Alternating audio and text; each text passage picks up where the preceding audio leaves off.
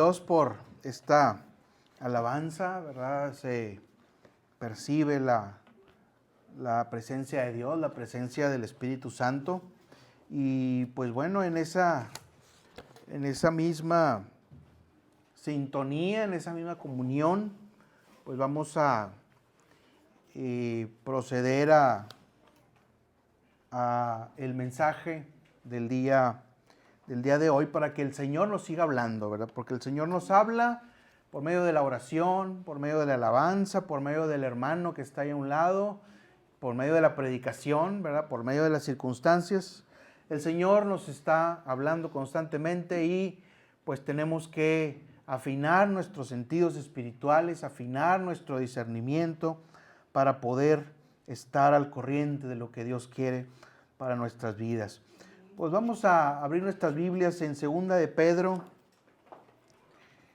capítulo 3, versículo 17.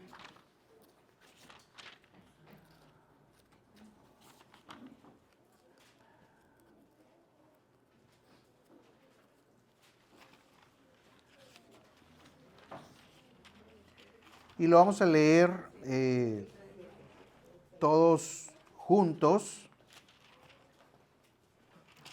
a una sola voz, es un solo versículo, y así fuerte, reflexionando en lo que el Señor nos va a hablar el día de hoy. Dice así la palabra de Dios, todos juntos: así que vosotros, oh amados, sabiéndolo de antemano, guardaos, no sea que arrastrados por el error de los inicuos, caigáis de vuestra firmeza. Amén. Vamos a orar para que el Señor tome control de este momento.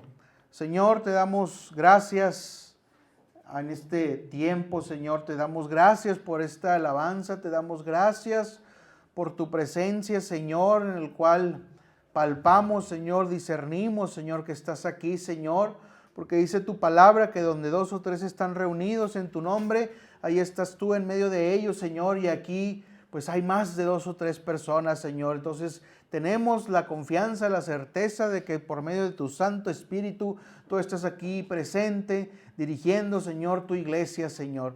Gracias, Señor, te damos, y ahora, Señor, háblanos por medio de tu santa palabra, Señor. Que no sea yo, Señor, el que habla, sino que seas tú, Señor, a través de tu palabra, la Santa Escritura, Señor.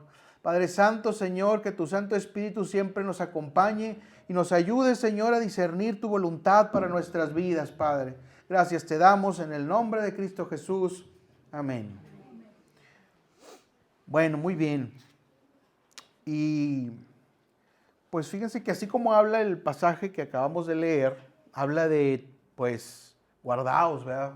Tener cuidado, porque dice arrastrados por el error de los inicuos, o sea, gente malvada, gente que está equivocada. Dice caigáis de vuestra firmeza. O sea, podemos estar firmes, pero dice la Escritura que también podemos caer. Y al hablar de caída, pues podemos hablar en general de fracasos. Creo que hubo un mensaje que una vez se predicó, me corregirán así más adelante, ¿verdad? Si estoy en lo correcto o no, en el que se habló de los fracasos en general de la vida, ¿verdad? En diversas áreas concretas, ¿verdad? Que en el trabajo, que con la familia, etcétera. Pero eso fue en cosas concretas.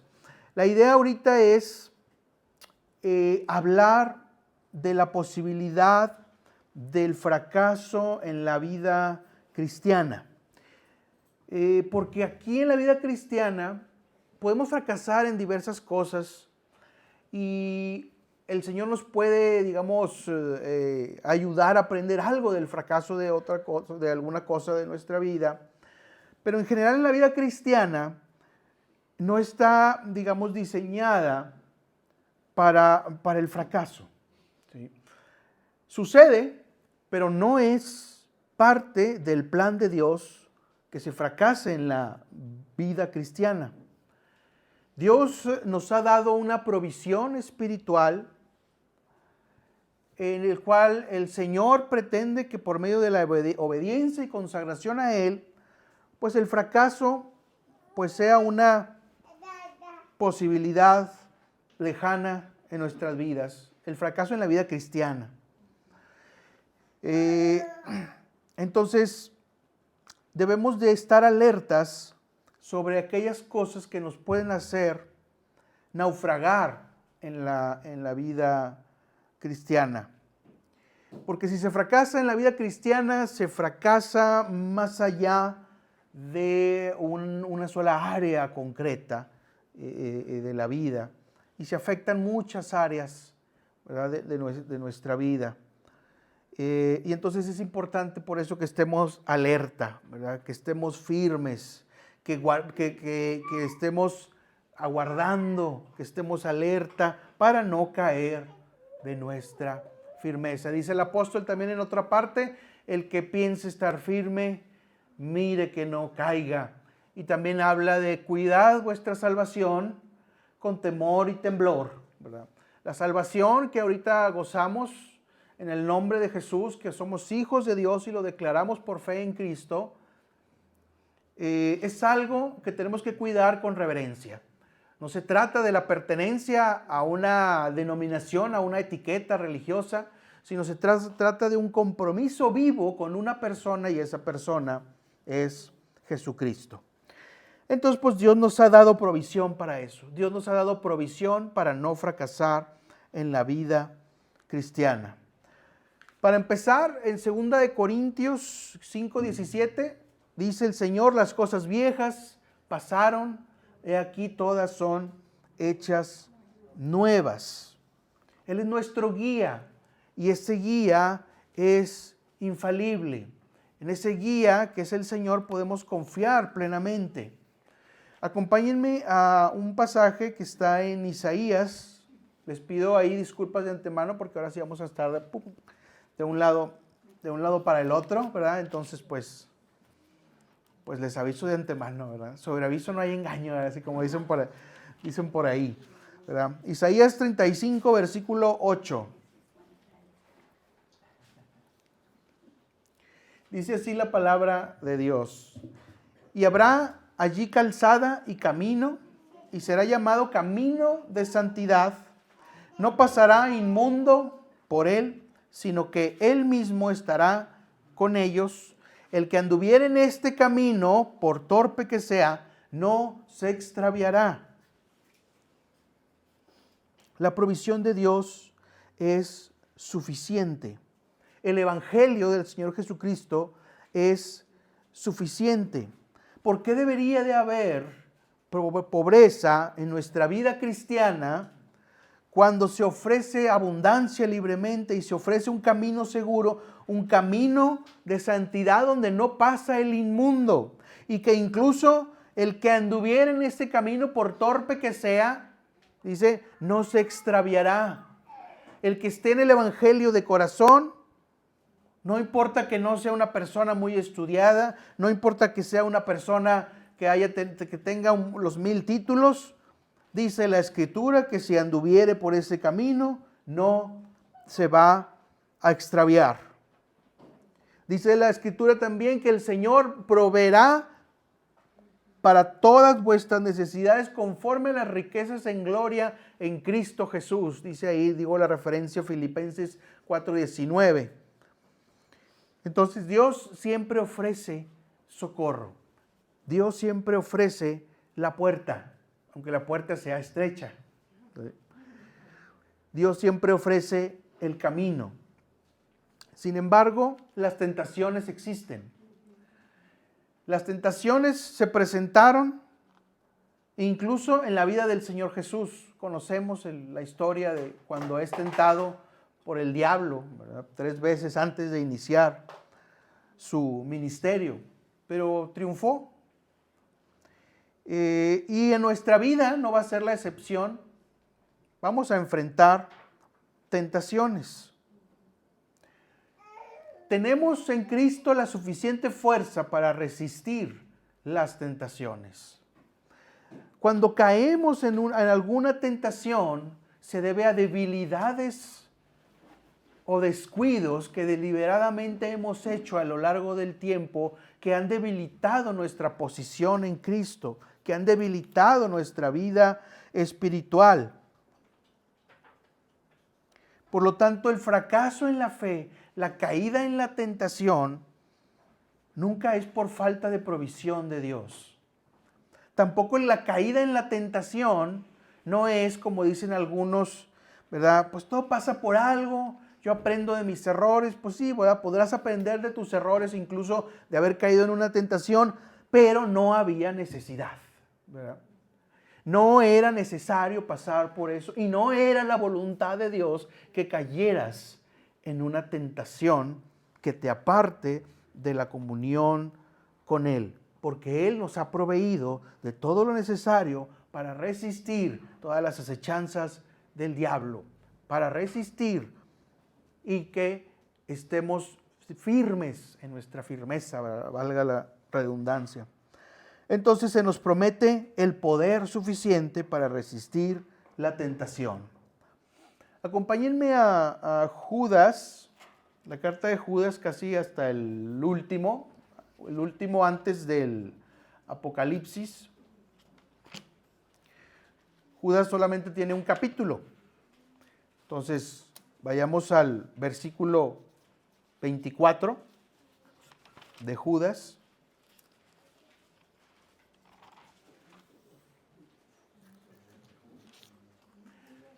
Dice la Escritura ahí, y aquel que es poderoso para guardarnos sin caída y presentaros sin mancha delante de su gloria con gran alegría.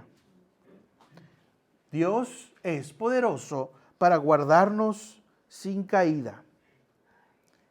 Dios es poderoso para presentarnos sin mancha. Así que del cristiano se espera la victoria, no se espera el fracaso. Así que para el cristiano no hay una necesidad de pecar. Podemos decir que el humano es débil, la carne es débil, pero eso no es nuestro boleto para decir tenemos que pecar. Hay una necesidad de estar en pecado, porque hay iglesias, yo me topé, que llegan como que a una idea en la cual, pues es que soy bien pecador, ¿verdad? Y gracias a Dios que me salvó, pero sigo siendo bien pecador, y por lo tanto, pues entonces, pues no hay más en la vida más que ser pecador, ¿verdad? Y pues nos atenemos a la misericordia de Dios, pero seguimos pecando, ¿verdad? Y no hay fin, ¿verdad? Del pecado. No, eso no es el mensaje del Evangelio, porque dice la Escritura que es poderoso para guardarnos sin caída. Es poderoso para guardarnos de caer en la tentación. Es poderoso para presentarnos sin mancha.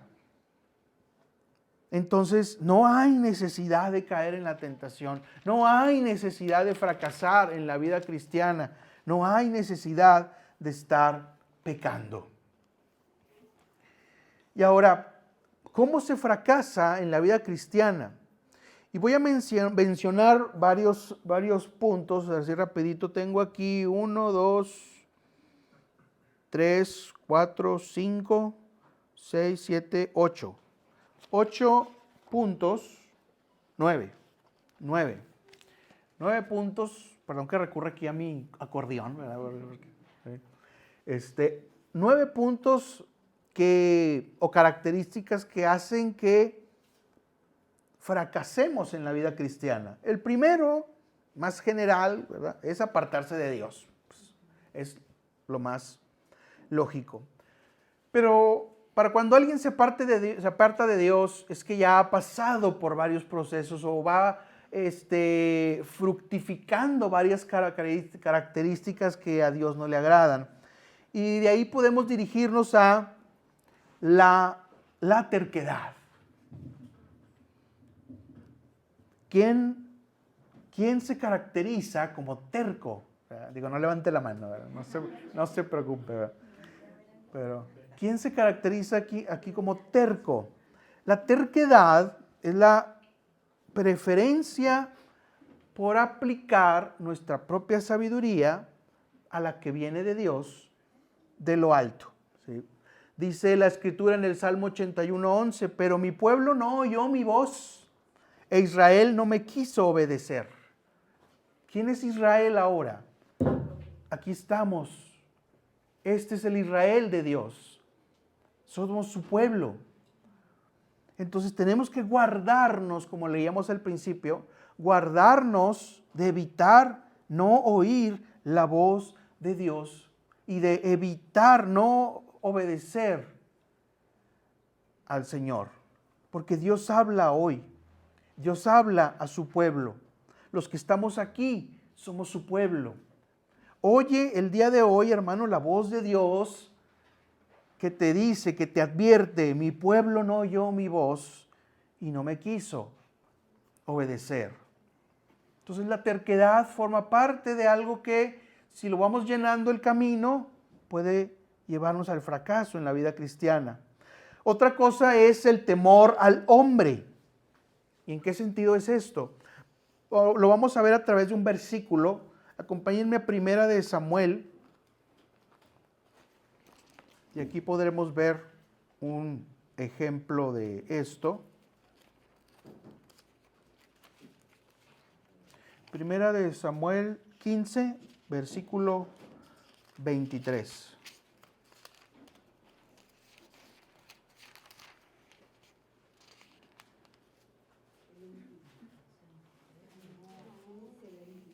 Primera de Samuel 15, 24, es verdad, sí, 24, perdón. Es que al ratito va a ser el 23, pero ahorita nomás es el 24. Ya me andaba adelantando. Muy bien, dice así, ya lo tenemos, 1 Samuel 15, 24. Dice así: entonces Saúl dijo a Samuel, recordemos Saúl, el primer rey de Israel, ¿verdad? Samuel, el profeta. Dice, yo he pecado, pues he quebrantado el mandamiento de Jehová y tus palabras, porque temí al pueblo y consentí a la voz de ellos. Perdona pues ahora mi pecado. ¿De qué está hablando ahí ese pasaje? ¿De qué está hablando ahí Saúl? Les cuento rápidamente la historia. Estaban en guerra, tenían que expulsar a estos pueblos pecaminosos, ¿verdad? Inmundos, pervertidos, ¿verdad? Que ocupaban la tierra de Israel y tenían que irlos sacando, ¿verdad? Con la ayuda de Dios para ocupar la tierra que Dios les había dado. Y entonces Dios determinaba a este pueblo, por su maldad, extermínalo, ¿verdad? Y no te quedes con nada de él. ¿Sí? Y entonces se le encomienda a Saúl destruir a uno de esos pueblos, que son los amalecitas, ¿verdad? Dice la Biblia, los habitantes de Amalec. ¿Sí? Y entonces va Saúl con su ejército, ¿verdad? Y los destruye, los derrota. Pero la indicación de Dios por medio del profeta Samuel era, no te quedes con nada, destruye todo. Pero entonces la gente que estaba con Saúl empezó, mira, ¿y si nos quedamos con estos becerros? ¿Y si nos quedamos con estas joyas? ¿Y si nos quedamos con esto? Pues puede servir muy bien, ¿verdad? Este ganado lo podemos usar para sacrificio a Jehová, ¿verdad? Lo podemos sacar mucho provecho. Y empezaron, sí. Y Saúl dijo, pero pues me habían dicho que no dejara, no tomara nada, que todo lo destruyera así en su mente, ¿verdad? ¿Sí? Pero es que el pueblo pues ya se apegó a esas cosas. Y si les digo que no, se van a molestar, voy a quedar mal con ellos. ¿Sí? Me van a echar ahí, me van a echar bulla, no voy a quedar como el líder fuerte. Ay, ¿qué haré? ¿Verdad? Pero es que Samuel me dijo que no quedara con nada, pero es que ya se lo están llevando. ¿Verdad?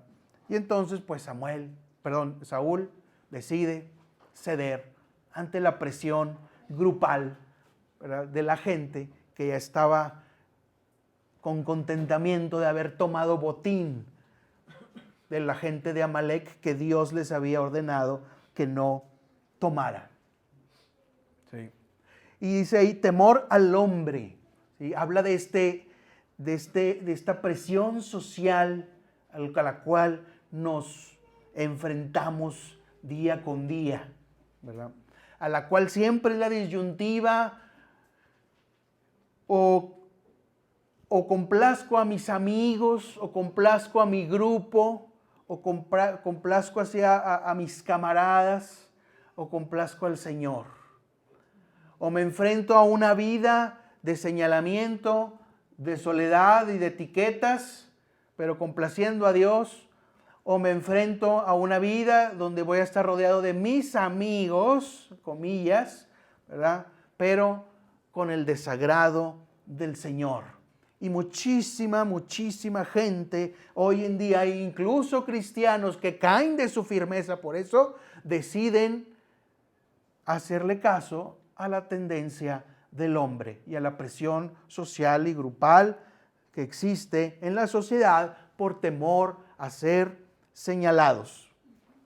Y esto afecta con mucho mayor influencia a los jóvenes, ¿verdad? Que pasan por las escuelas, las universidades, ¿verdad? La prepa ni se diga, donde están en una etapa donde están necesitando aceptación, que alguien los vea bien y todo lo demás. Es sumamente difícil resistir a esta presión social, la presión social de ven y tómate la cerveza, ven y fúrmate este cigarrito, ven y vamos a este lugar, ¿verdad? Para que quedes bien, quedes como el alivianado, no quedes como el aburrido.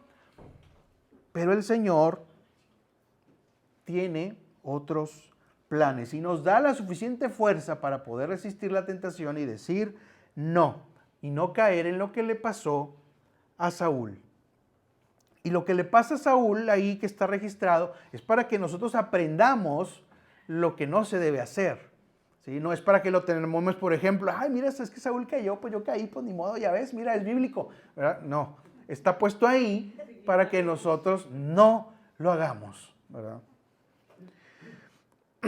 Entonces, pues bueno, temor al hombre. Otra cosa que nos lleva al fracaso en la vida cristiana es el espíritu mundano, que va muy unido a esto, ¿verdad? El temor al hombre, ¿verdad? El afán de este siglo, el afán por las cosas materiales, el engaño de las riquezas, la codicia de los ojos, ¿verdad? Que nos lleva hacia formas en las cuales terminamos haciendo de estas cosas unos ídolos que los levantamos y prácticamente les rendimos culto. Ya no les rendimos culto a santos, ¿verdad? Ni a vírgenes de Guadalupe, ni a cosas de esas, pero a veces las riquezas, la codicia nos hace construir ídolos igual de dañinos que los de un tiempo atrás. Y esto finalmente se refleja en desobediencia al Señor. No hacer lo que Dios te pide, como lo que le pidieron a Saúl hacer, que no lo hizo por descuido. ¿Qué mandamiento, hermano, hermana, no obedeces al Señor? ¿Qué parte de la Escritura se te hace más difícil cumplir y no la has todavía seguido? Dice la Escritura, ahora sí me acompañan ahí en 1 Samuel 15:23, ahí arribita. Dice, porque como pecado de adivinación es la rebelión, y como ídolos e idolatría la obstinación. Por tanto, tú desechaste la palabra de Jehová, Él también te ha desechado para que no seas rey.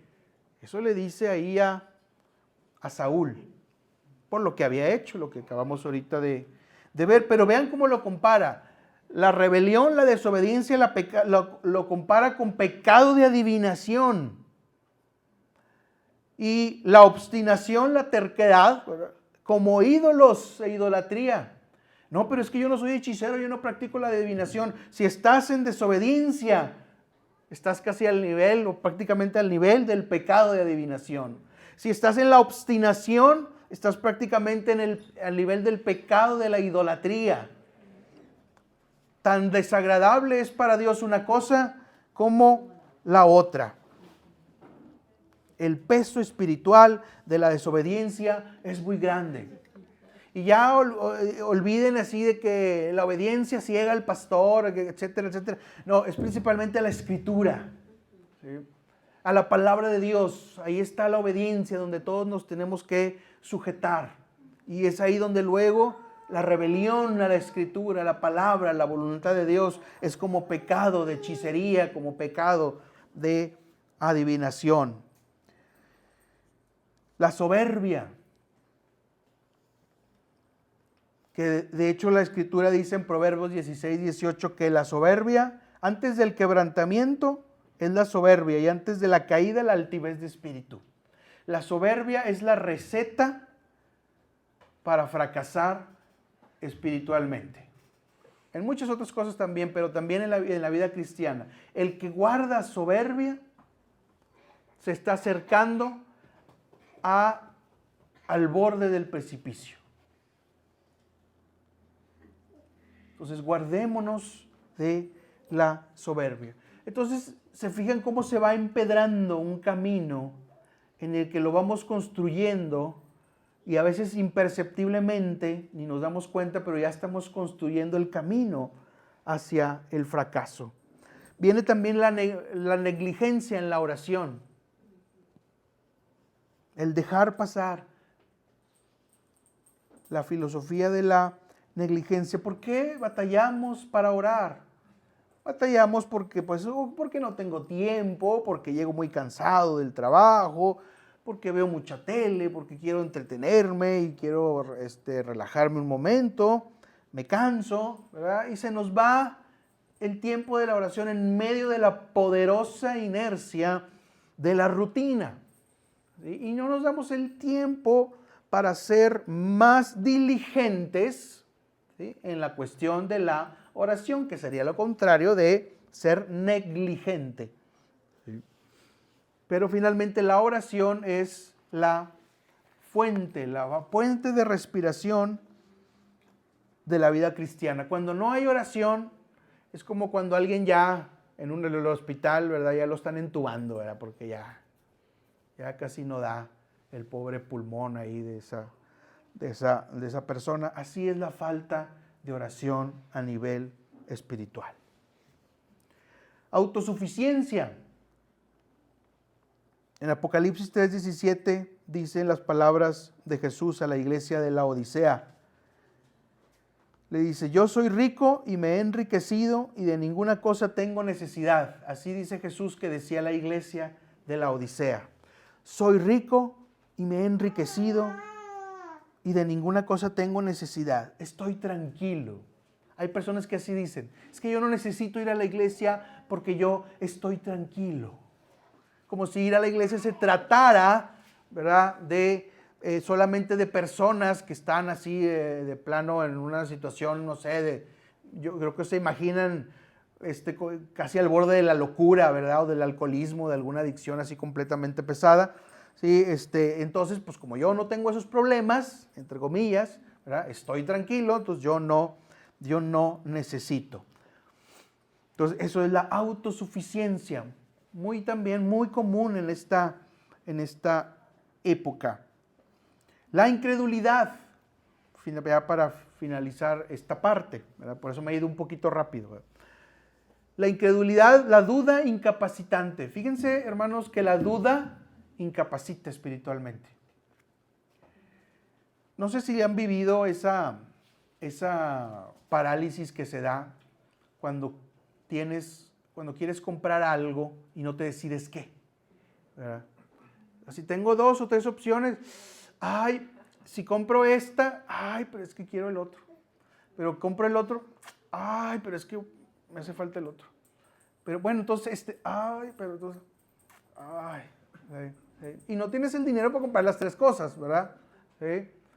Entonces estás con la duda y con la duda y con la duda y así pensando, ¿y cuál? Y de pronto ya se acabó la oferta y ya, ¿verdad?, no compraste nada, ¿verdad? Ya se vino un gasto, ¿verdad? Ya se vino otro compromiso. Ya. Entonces la duda incapacita. La duda obstaculiza. la duda evita el movimiento espiritual. Y así es también en la cuestión así de la vida cristiana, ¿sí? ¿Podrá Dios hacer que mi vida cambie? ¿Podrá Dios guardarme sin mancha, verdad, de pecado? Como decíamos. ¿Podrá el Señor hacer que mi matrimonio se restaure? ¿Podrá? ¿Podrá el Señor que mis hijos se corrijan? ¿Podrá el Señor hacer que logre ser distinto? Y entonces mientras nos convencemos si el Señor podrá o no podrá hacer algo, estamos perdiendo tiempo valioso para la oración. ¿Sí? Y luego entonces, como no estamos convencidos si Dios lo puede hacer o no lo puede hacer, y hay una debatinga interna entre nosotros, ¿verdad? Así un debate así de ver si Dios puede o no puede, entonces finalmente, pues vemos que no pasa nada, que Dios dice la Escritura que sin fe es imposible agradar a Dios. Y entonces, como no pasa nada, ¿por qué Dios me dejó en esta situación? ¿Por qué Dios no me respondió si yo no le hice daño a nadie? Pues sí, te dejaste empantanar por la duda y por todas estas cosas que mencionaste y pues se dio un resultado no muy bueno.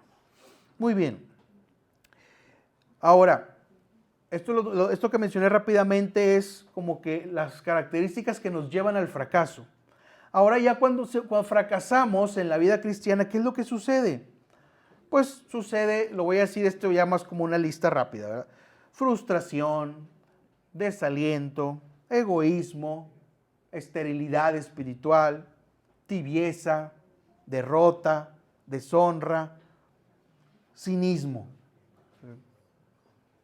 Esta galería del horror que acabo de mencionar, estas palabras que no son muy agradables, no es la voluntad de Dios, que nos quede bien claro. Dios no nos ha rescatado del hoyo cenagoso para terminar en frustración, desaliento y egoísmo, tibieza, derrota y deshonra y cinismo.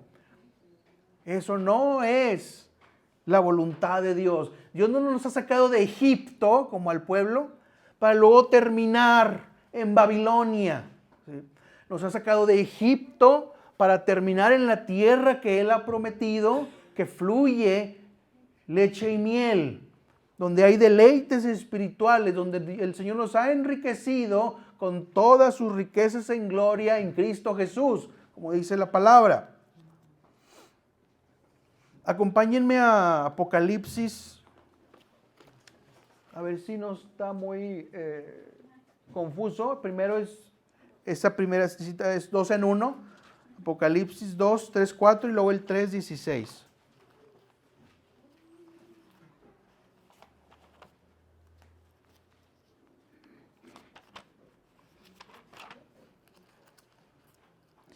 Apocalipsis 2,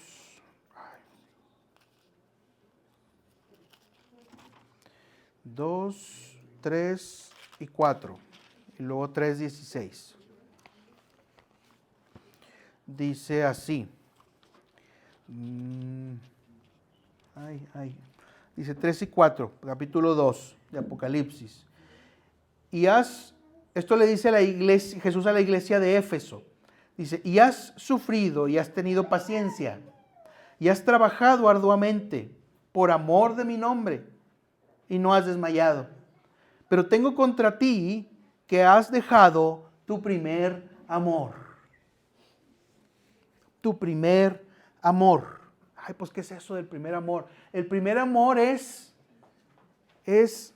cuando nos convertimos a Cristo y tenemos un deseo, algo nos empuja a conocer más y más, algo nos empuja a hacer algo por el Evangelio, algo nos impulsa a leer más, algo nos impulsa a compartirle a otro, alguien nos impulsa a invitar a otro. Ese es el primer amor del que habla la Escritura.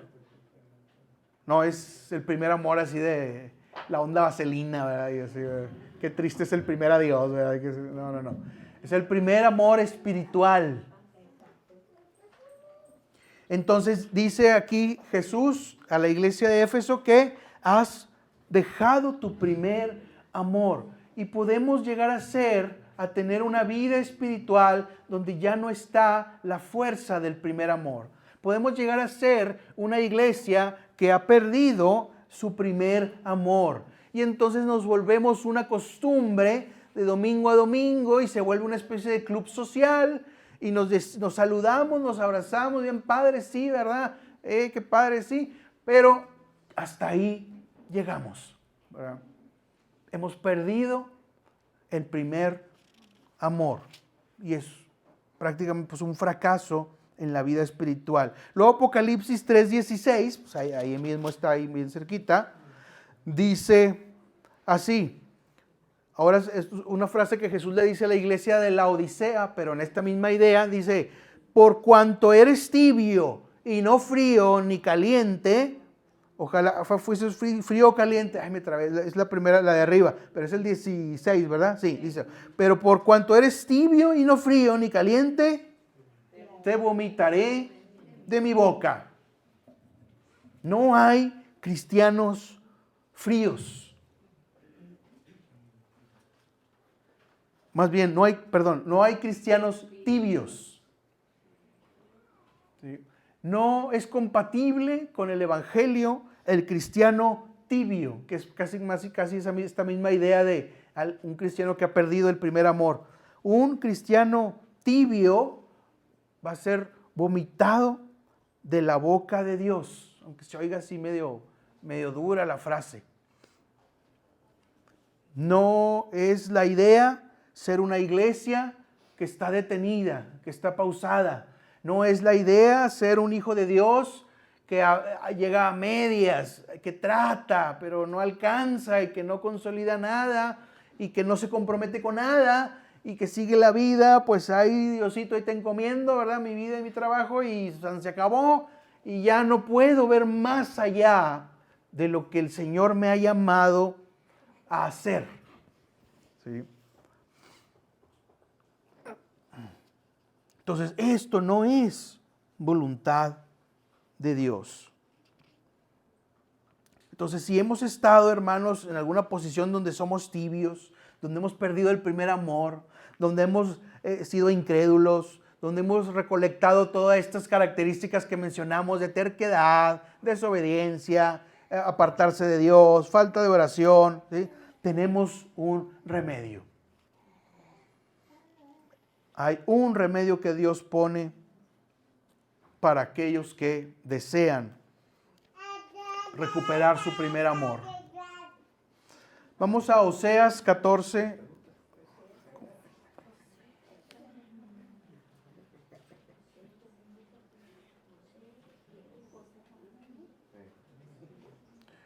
Oseas, ay, no lo encuentro.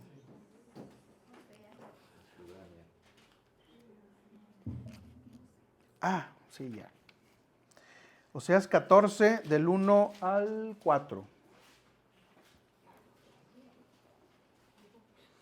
Dice así la Escritura. Y esto, Dios nos está hablando, hermanos. Dice, vuelve, oh Israel, a Jehová tu Dios. Pero yo ya estoy en Dios, yo no necesito volver. Dice el Señor, vuelve. Vuelve, oh Israel, a Jehová tu Dios, porque por tu pecado has caído. Llevad con vosotros palabras de súplica y volved a Jehová y decidle, quita toda iniquidad y acepta el bien y te ofreceremos la ofrenda de nuestros labios. No nos librará el asirio.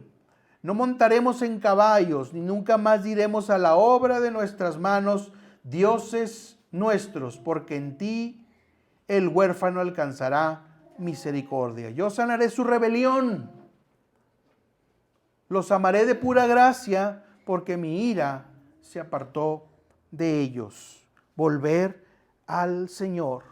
La invitación es volver al Señor, hacer súplica al Señor, pedirle, quita toda iniquidad, porque dice la Escritura, poderoso es Dios para guardarnos sin caída y preservarnos sin mancha. No tenemos necesidad de estar pecando. No tenemos necesidad de hacer del pecado parte de nuestra vida y aceptarlo como algo normal. Confesemos al Señor nuestros pecados. Dice la Escritura, si confesamos nuestros pecados, Él es fiel y justo para perdonarnos. La rendición, rindamos nuestra voluntad a Él. Confiemos en Él. No se haga mi voluntad sino la tuya. Que esas palabras se hagan nuestras en nosotros. Consagración, consagrémonos al Señor. Que Cristo viva en nosotros. Y echemos a un lado todo peso de pecado, todo peso de tibieza, todo peso de falta del primer amor, todo peso de desobediencia, de soberbia, de terquedad. A veces llevamos pesos que no son pecados. Fíjense, esto es importante también. Está el peso que es pecado. Pero hay veces que también llevamos pesos que no necesariamente son pecados, pero también el Señor nos exhorta a librarnos. Por ejemplo, en esta época se da mucho el fenómeno de yo le llamo la cadena multigeneracional. ¿Sí? ¿Cómo es esto? Es la señora o el señor de la tercera edad que tiene una pensión buena, ¿verdad?, y jugosa, y entonces de esta persona, de él depende la generación de abajo, el hijo. Y el hijo, ¿verdad?, hizo su vida de un desastre, ¿verdad? El hijo tuvo un hijo, que es ahora nieto, pues el nieto también depende del abuelo. ¿Sí? Y el nieto hizo un desastre de la vida, ¿verdad?, y tuvo un hijo, ¿verdad? Ya el hijo es abuelo, ¿verdad? Ya ese señor del que hablamos es bisabuelo, pero también hace de su vida un desgarriate y sigue dependiendo del abuelo. Y entonces hay gente que lleva el peso de estar cargando cosas que no le corresponden. El Señor también nos exhorta a ser libres. Venid a mí los que estáis trabajados y cargados, y yo os haré descansar. Eso no nos habla necesariamente del pecado. Nos habla de aquellas cosas también que las cuales hemos asumido por terquedad, por obstinación, y no hemos sido capaces de poner los límites adecuados, y eso nos lleva a que nuestra vida espiritual se ponga estéril. Tenemos que creerle al Señor. Tenemos que hacer la voluntad de Dios, pero también encontrar la forma explícita de cuál es la voluntad de Dios para mi vida. ¿Qué cosas tengo que acomodar? ¿Qué ajustes tengo que hacer en mi vida para poder ser más como Cristo? El fracaso en la vida cristiana no forma parte del plan de Dios. El fracaso en la vida cristiana es algo que puede pasar, pero que no hay necesidad de que suceda.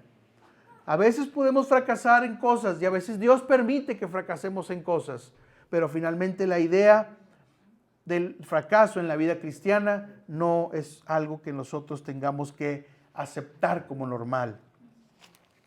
Así que hermano, hermana, pues los invito a reflexionar, los invito a orar en esta mañana, los invito a tener un momento de comunión espiritual y renovar nuestros votos con el Señor. Podemos hacernos la pregunta de si hemos perdido el primer amor, de si ya no tenemos el ímpetu que teníamos, si ya no tenemos la motivación que teníamos antes. Si todavía estamos viviendo una vida donde nuestra terquedad nos lleva a tener problemas, donde nuestra desobediencia nos lleva a tener problemas, donde nuestro apartamiento de Dios y falta de oración nos lleva a tener problemas y construir un camino que estamos recorriendo, a veces sin querernos dar cuenta de que conlleva hacia el fracaso. Como el pasaje que leímos al principio, tengan cuidado, guarden de no caer de la firmeza a la que han llegado. Vamos a ponernos de pie un momento.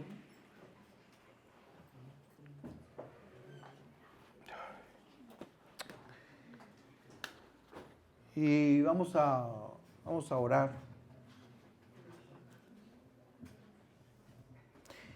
Dios quiera que llegue el día en que estemos en un lugar donde podamos mandar la invitación de pase al frente, ¿verdad? Pase al altar y comprométase con el Señor, como se hace en muchas iglesias. Por razón de espacio, pues no lo podemos hacer aquí. Pero pues el Señor tiene el control y un día, por fe, ¿verdad? Vamos a decir, pase hermano y comprométase con el Señor y pase al altar. Bueno, se le dice altar a la parte del frente, ¿verdad? De la iglesia, no es un altar literal. Pero hoy no podemos todavía hacer eso. Confiemos en que se pueda hacer algún día. Desde nuestros lugares, hablemos con el Señor. Desde nuestros lugares, reflexionemos en lo que somos en Cristo, lo que el Señor espera que hagamos y lo que hemos hecho hasta ahora. Y pregúntese, hermano, ¿en qué cosa todavía no he obedecido a Dios, pequeña o grande? ¿En qué cosa todavía soy soberbio? ¿En qué cosa todavía soy terco? ¿En qué cosa todavía cargo cosas que no debo de cargar, ¿verdad? A nivel familiar, a nivel laboral, que me amargan, me frustran, me llenan de cinismo, de apatía. Porque recordemos que el Señor está siempre viendo a su iglesia. Y el Señor dice, ojalá fueras frío o caliente, pero por cuanto eres tibio, te vomitaré de mi boca. Vamos a orar al Señor. Señor, te damos gracias, Señor, por este mensaje. Te damos gracias por esta tu palabra, Señor, que hemos escuchado y experimentado. Padre Santo, tú sabes las circunstancias de cada uno de mis hermanos, Señor, que están aquí. Tú sabes sus luchas, Señor. Tú sabes sus fracasos. Tú sabes, Señor, aquello que les resulta frustrante. Permite, Señor, que sean guardados por tu gracia. Permite, Señor, que nunca veamos fracaso en nuestra vida cristiana. Podemos a lo mejor fracasar en otras áreas, es temporal, una pérdida de empleo, de algo, una relación que se rompe, pero, Señor, eso es temporal. Mientras no fracasemos en la vida cristiana y sepamos qué hacer, todavía hay esperanza, Señor. Dice por ahí una frase, que me falte todo menos tu palabra, que me falte todo menos tu presencia, que me falte todo, Señor, menos tu sabiduría y tu consejo. Tenemos que valorar lo que realmente tiene valor. Tenemos que valorar aquello que nos va a ayudar a resistir en el día malo, en el día difícil, en el día oscuro, en el día de tinieblas. No podemos dejarnos llevar por la presión social, no podemos dejarnos llevar por el temor al ser humano, al temor al qué dirán, al temor al juicio. Tenemos que ser valientes. Hermanos, pídale a Dios no ser como Saúl.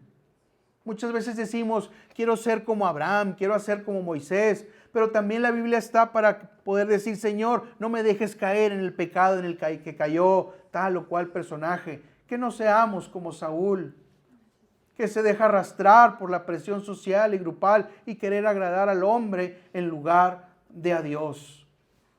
Padre Santo, Señor, te damos gracias, Señor. Padre Santo, confiamos en ti, Señor. Quítanos también toda duda que paraliza. La duda, Señor, paraliza, y lo hemos experimentado en cosas triviales y sencillas como las compras, pero que eso no nos pase en aquello que es trascendente, Señor. Que eso no nos pase en la vida cristiana. Que no nos paralicemos, Señor, a tal manera que perdamos nuestro primer amor. Que no nos paralicemos de tal manera que llegue a nosotros la tibieza espiritual. Bendícenos, Señor, en el nombre de Jesús. Ilumínanos, Señor, nuestra mente, nuestro rostro, Señor, para discernir por dónde vamos y qué estamos haciendo y qué estamos dejando de hacer y qué toda cosa todavía no hemos obedecido, qué cosa todavía no te hemos entregado de nuestra vida a ti. Tal vez no hemos entregado alguna parte familiar, alguna parte emocional delante de ti, de tus pies, de tu altar. Eso todavía nos lo reservamos para nosotros, pero el Señor dice, yo soy el Señor y Salvador de tu vida. Y como Señor tienes que entregarme todo el botín. No puede ser como Saúl y la gente cuando acabaron con la gente de Amalek, que se guardaron para ellos una parte. El Señor dice, acábalo y entrega todo a mí. Destrúyelo para que puedas ser libre, para que puedas renovar tu vida, para que puedas renovar tu vida espiritual, para que puedas dar fruto a 30, 60 y a 100 por uno, como dice la Escritura. Padre Santo, entregamos a ti nuestra vida espiritual, nuestra familia, nuestras relaciones, Padre Santo, porque tú eres un Dios que abarca toda nuestra vida. No eres un Dios que pide solamente un culto en el domingo y se acabó, sino que eres un Dios que pide un culto perpetuo por medio de nuestra vida. Como dice la Escritura, presentad vuestros cuerpos como ofrenda, porque ese es vuestro culto racional, nuestro culto diario. Ten misericordia, Señor, de este pueblo. Ten misericordia de este nuevo Israel, Señor. Que oigamos, Señor, tu palabra, que oigamos, Señor, tu voz, Señor. Desarrolla nuestros sentidos espirituales.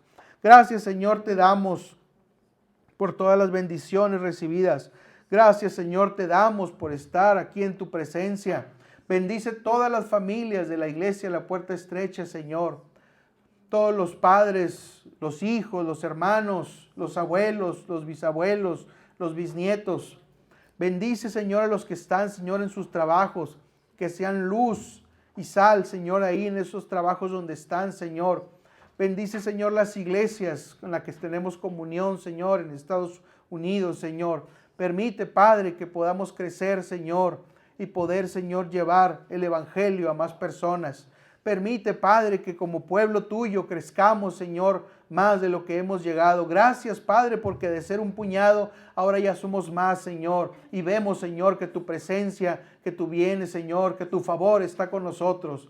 Gracias, Señor, te damos y a ti entregamos nuestras vidas, nuestras familias, nuestros hijos, Señor, para tu honra y gloria y para que seas tú, Señor, quien los use de la forma en que tú desees, Señor, para nuestro propósito. Te damos gracias, Padre, en el nombre de Cristo Jesús. Amén.